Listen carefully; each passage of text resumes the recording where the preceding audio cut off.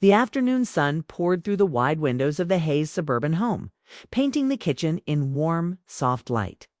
Margaret Hayes wiped her hands on a towel and smiled as she heard laughter from the living room. Her daughter Emily had brought home her boyfriend Ryan for dinner.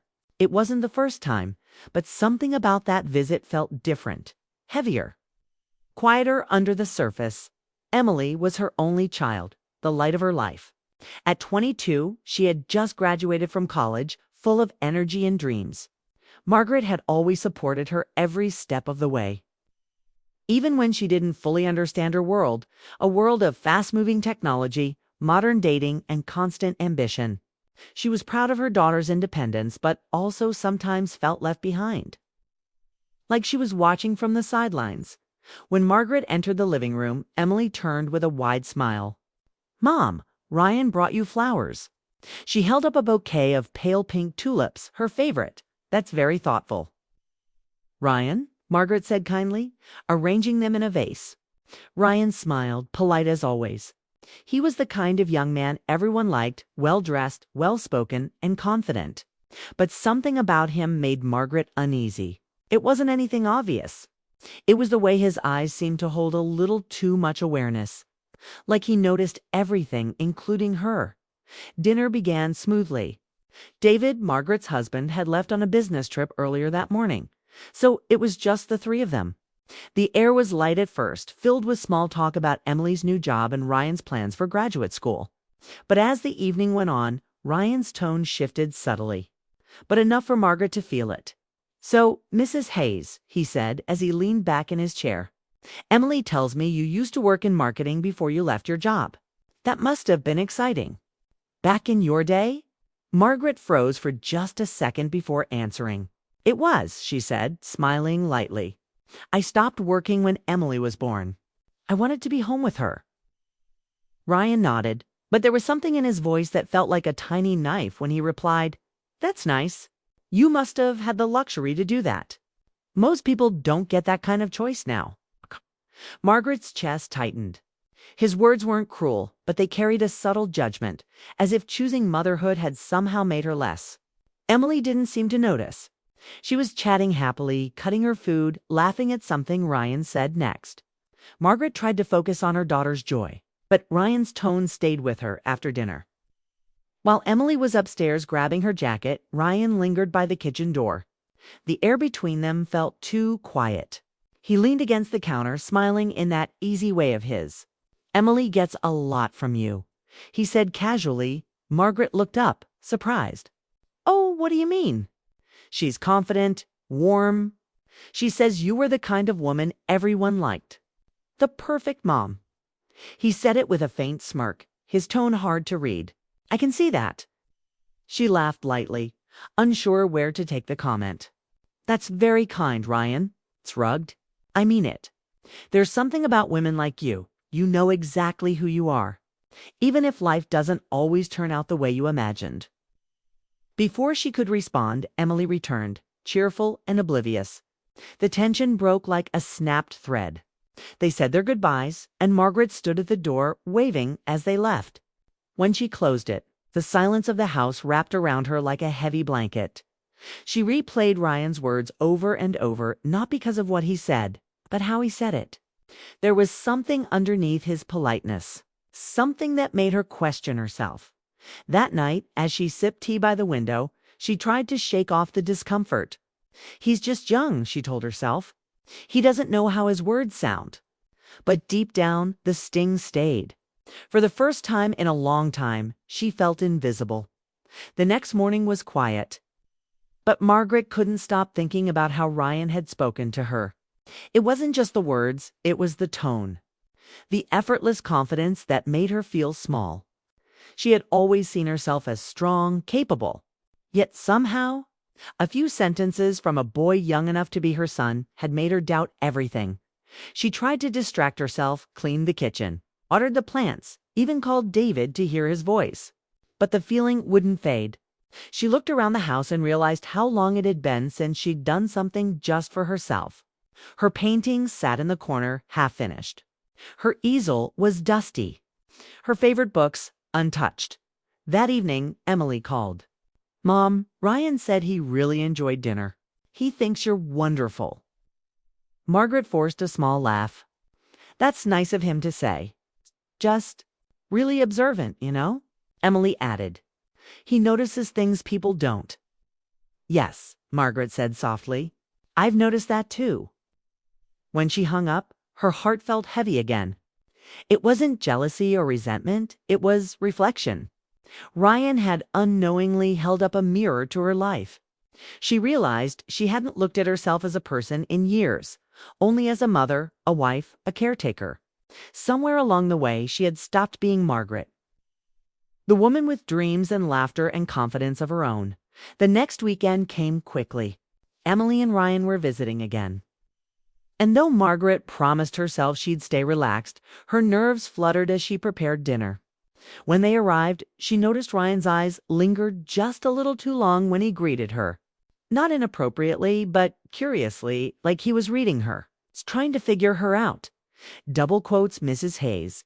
He said with that same smooth tone, "You look different today. New hairstyle." Margaret smiled politely. "Just washed it, that's all." He chuckled. Sometimes simple things make the biggest difference. Emily rolled her eyes playfully. "Ryan, don't start flirting with my mom." Ryan laughed, raising his hands. "Hey, I'm just giving a compliment." It was harmless banter, but something about it stayed with Margaret. There was a confidence or arrogance to Ryan's charm that made her uneasy. She didn't dislike him, but she didn't fully trust him either. Dinner moved quickly.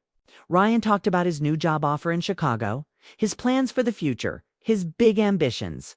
He spoke like someone who already had life figured out. Emily listened starry-eyed.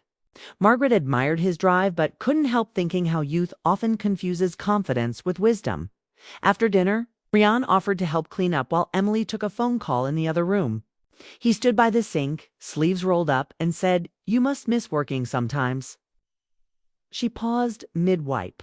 "Sometimes? Yes." He glanced at her. "I get that. My mom says she feels like her life started over once she went back to work after having me. Said she finally felt useful again."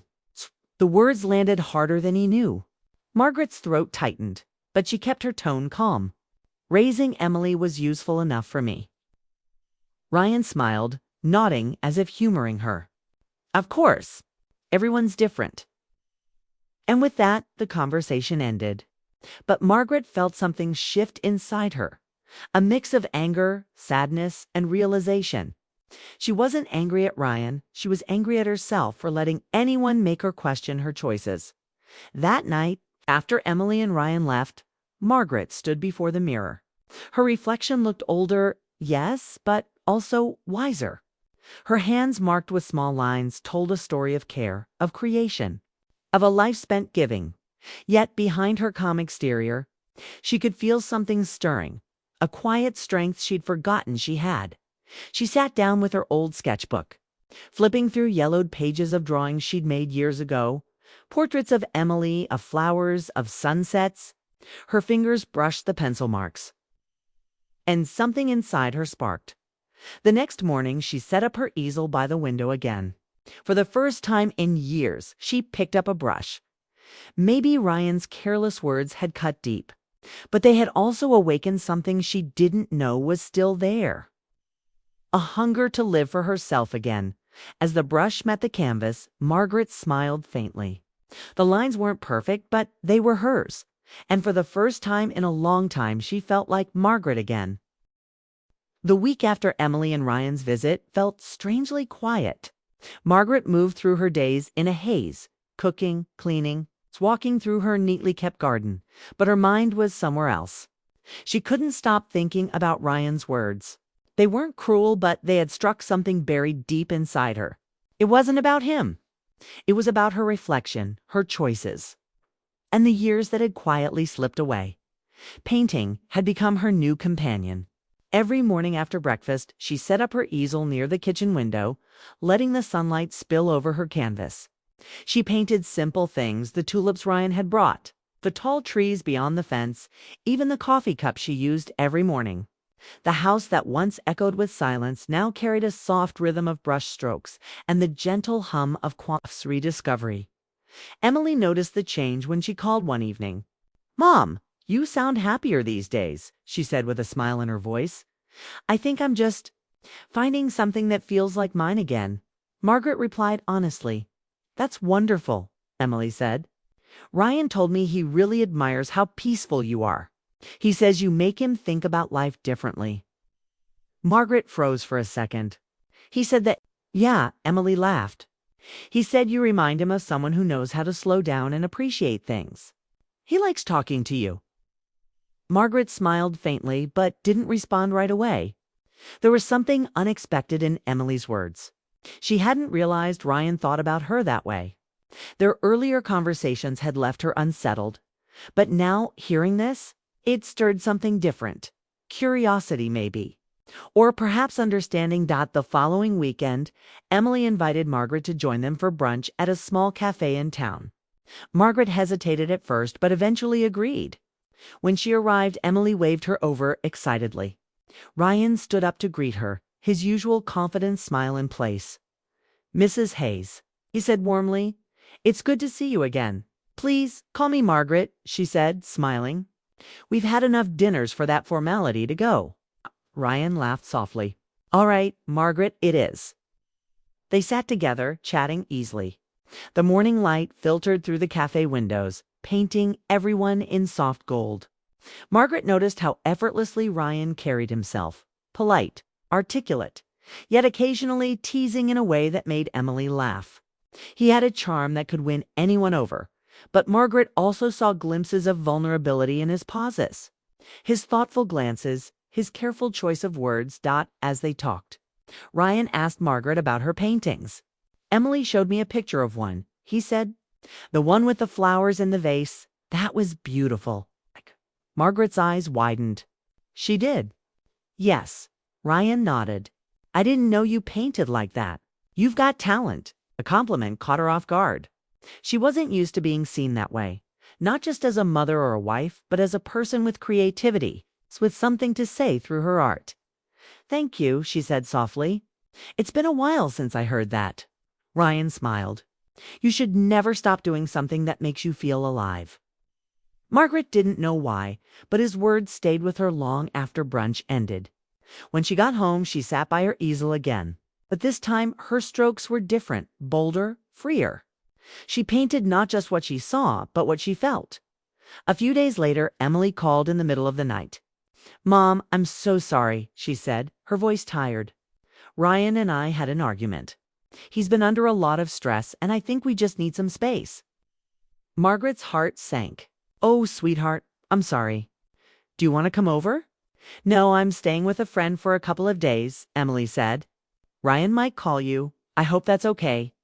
He just needs to talk things through." Margaret hesitated. "Of course, that's fine." True to Emily's words, Ryan called the next afternoon. His voice was calm but distant. "I hope it's all right that I called. Emily said I could." "Course," Margaret said, keeping her tone warm. "Are you okay?" "I'm fine," he replied. "I just needed to clear my head. We said things we didn't mean. You know how young people can be?" Margaret smiled faintly. "Yes, I remember." There was a brief silence. Then Ryan asked softly, "Do you ever regret choices you made when you were young?" Margaret paused. "Everyone does, I think. But regret doesn't help much. You just learn to make peace with the person you were back then." Ryan sighed. "That's what I'm trying to do. I just don't want to lose her. But sometimes I think she doesn't understand how lost I feel." Margaret listened carefully. He wasn't arrogant now. He sounded like a young man searching for meaning, just as she once had. "Relationships are complicated," she said gently.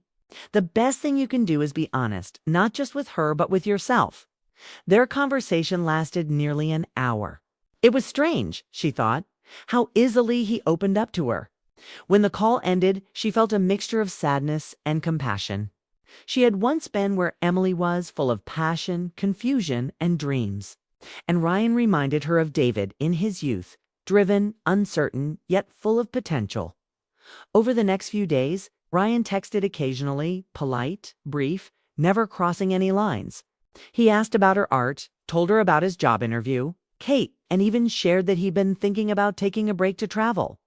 Margaret answered kindly, but kept her boundaries clear. She didn't tell Emily, not because it was secret, but because she didn't want her daughter to misunderstand. Still, one evening, as she reread one of Ryan's messages, a simple "hope you're doing okay today," she felt a strange ache in her chest. Not romantic, but deeply human.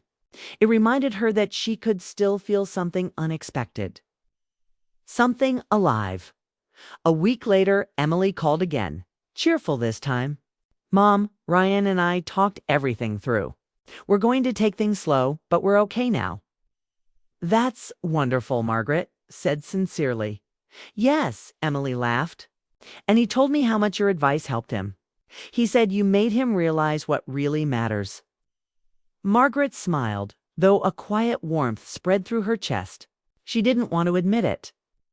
But Ryan's gratitude had touched her more than she expected that weekend.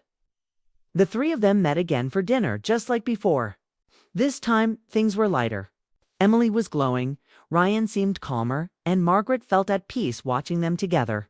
But somewhere deep inside, she also sensed an unspoken truth that sometimes life brings people into your path not to stay, but to remind you of who you are. After dinner, when Emily went to grab dessert from the kitchen, Ryan lingered by the window.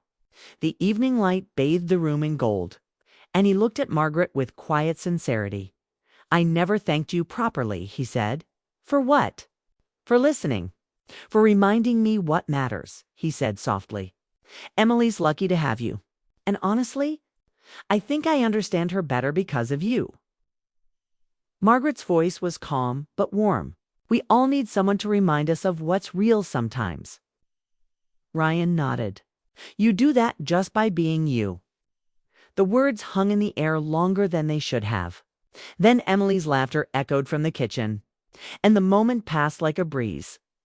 That night, when Margaret lay in bed, she felt something settle in her heart. Not longing, but peace. For years, she'd defined herself by what she gave to others. But now she realized she had something within herself that didn't fade: empathy, strength, grace. In the days that followed, Margaret kept painting. Each canvas told a story of rediscovery, forgiveness, and quiet confidence. She painted a portrait of a young man standing by a window, light falling across his face, not as Ryan, but as a symbol of all the moments that remind people to look inward. When Emily visited and saw it, she gasped, "Mom, that's beautiful. It feels alive." Margaret smiled. "It's about seeing someone clearly, not for who they appear to be, but for what they awaken in us." Emily hugged her mother tightly. "You're amazing, you know that?" Margaret laughed softly. "I'm just learning to live again." And that night, when the house was still and the moonlight spilled through her curtains, Margaret whispered to herself, "It was never about what he said. It was about what I finally heard from inside me." For the first time in years, she slept peacefully, her heart lighter, her mind clear. The wound that once stung had turned into wisdom, and the woman who had once felt invisible had quietly found herself again. The weeks that followed brought a quiet shift in Margaret's life. Spring had settled over the small town, painting everything in color again. Her garden bloomed with roses and tulips. Her canvas collection had doubled. And for the first time in years, she felt content. Emily and Ryan seemed to be doing better too. Their laughter often filled the house when they visited, and their bond looked steadier than before. But beneath that calm surface, Margaret sensed something unspoken lingering in the air. Something that neither she nor Ryan wanted to name. One Saturday morning, Emily called. "Mom, can you help me with something?" she asked cheerfully. "Ryan's planning a small birthday dinner for me, and I want to host it at your place. You know, it feels more like home there." Margaret smiled. "Of course, sweetheart. You know, you're always welcome." The plan was simple: a quiet dinner, a few friends, soft music, and laughter. Margaret spent the day preparing, making sure every detail was perfect. By evening, candles flickered in the dining room, and the air smelled of roasted herbs and vanilla. When the guests arrived, laughter filled every corner of the house. Emily glowed as she walked in wearing a simple blue dress. Ryan followed, carrying a small bouquet. He handed it to Margaret with his usual warmth. "For the best hostess in town," he said. Margaret laughed softly. "You always say the right things, Ryan." The evening unfolded beautifully. Toasts were made, stories were shared, and for a while it felt like nothing could disturb the peace in that room. But when the guests left and Emily went upstairs to rest, Margaret and Ryan stayed behind to clean up the table as Ryan gathered the plates. He glanced at the family pictures on the sideboard, photos of Emily as a child, of Margaret and her late husband, of holidays long gone. "You really built something special here," he said quietly. "It feels safe." Margaret paused, her hand stilling over a candle. "Home should feel that way," she said. He looked at her, his expression thoughtful. "I never had that growing up. My parents were always too busy fighting or working. I used to dream of dinners like this, warmth, laughter, someone to talk to." Margaret felt a pang of empathy. "I'm sorry, Ryan. That must have been lonely." He smiled faintly. "It was, but being here around you and Emily, it's reminded me of what I've been missing. You both make me want to be better." Margaret didn't know how to respond. There was sincerity in his voice, not flirtation, just raw honesty. But it stirred something inside her, a quiet ache she thought she had buried years ago. "Ryan," she said softly, "you already are better. You're trying, and that matters more than you think." Their eyes met for a moment too long. Then, as if realizing the silence between them had stretched too far, Ryan cleared his throat and smiled awkwardly. "I should finish up before Emily wakes up and thinks I made a mess." Margaret laughed gently, breaking the tension. "Yes, do that before she blames me." Days passed. Emily's birthday dinner became just another memory. But for Margaret, that night replayed in her mind more than she wanted to admit. It wasn't about attraction or longing. It was about being seen. Ryan had noticed the strength she carried quietly. And that small recognition had reminded her that she still mattered. One afternoon, she received a text from Ryan. "Thank you again for that night. It meant a lot. I don't say this often, but you remind me of the person I want to become. Grounded, kind, calm. Hope you're doing well." Margaret stared at the message for a long time. It wasn't inappropriate, but it was deeply personal. She typed a simple reply.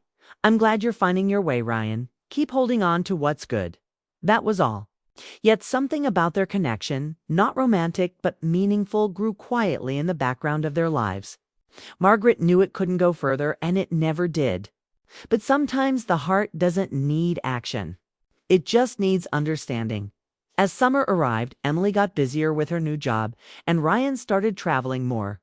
Life moved forward naturally.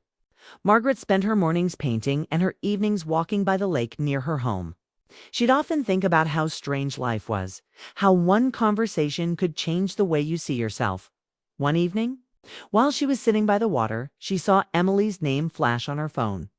"Mom," Emily began, "Ryan got a job offer in another city. He's been thinking about taking it, and I'm not sure how to feel." Margaret's voice softened. "How do you feel about it?" "I'll miss him," Emily admitted. "But I also think it's good for him. He needs this. We both do." Margaret smiled. Sometimes love isn't about holding someone close.